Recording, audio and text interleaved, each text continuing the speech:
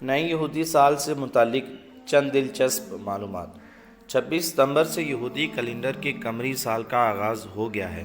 اس مناسبت سے یہودی خاص عبادات کرتے ہیں۔ یہودی سال کا آغاز زمین کی تخلیق سے منسلک ہے اور ان کے مطابق اس وقت 5783 ہے۔ نئے سال کا پہلا اشرا توبہ کے دن کہلاتے ہیں۔ یہودی سال میں 9 تہوار یعنی کہ 9 عیدیں مناتے ہیں اور 6 روزے رکھے جاتے ہیں، جن میں پہلا روزہ لازمی، باقی مستحب یا اختیاری ہوتے ہیں، چاہے رکھیں یا نہ رکھیں۔ اس مرتبہ یہودیوں کا پہلا روزہ 4 اکتوبر کو شام 6 بجے سے شروع ہو کر 5 اکتوبر کے شام 6:57 تک رہا۔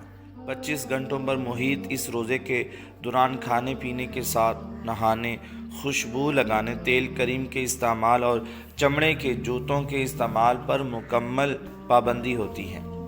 اس دوران 25 گھنٹوں تک اسرائیل کے تمام داخلی بیرونی راستے بند ہوتے ہیں، ہوائی اڈے مکمل بند ہوتے ہیں، ملک میں پبلک ٹرانسپورٹ، تجارتی مراکز، ٹی وی اور اعلام مکمل بند ہوتے ہیں۔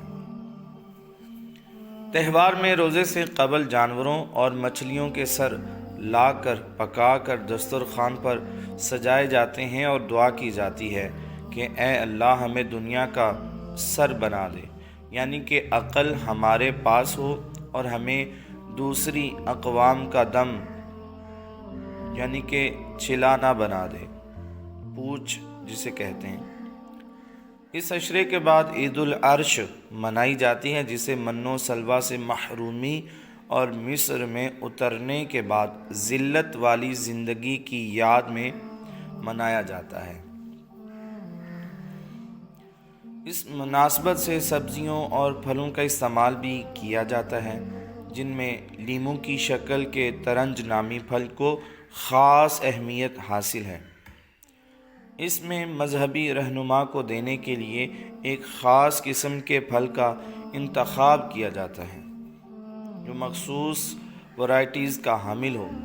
ایسے پھل کی قیمت فی دانہ ہزاروں ڈالر تک پہنچتی ہے۔ اس مرتبہ ترنج کا ایک پھل $7,000 یعنی کہ پاکستانی روپوں کی بات کریں تو 15.5 لاکھ روپے کا فروخت ہوا۔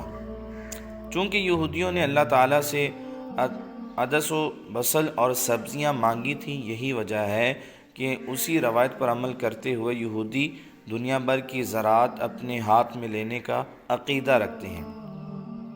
یہی وجہ ہے کہ اس وقت پوری دنیا میں سب سے زیادہ زرعی زمینیں اجرت پر لینے میں یہودی کمپنیاں پہلے نمبر پر ہیں۔ یہ تھوڑی سی دلچسپ معلومات میں نے آپ کے سامنے پیش کی۔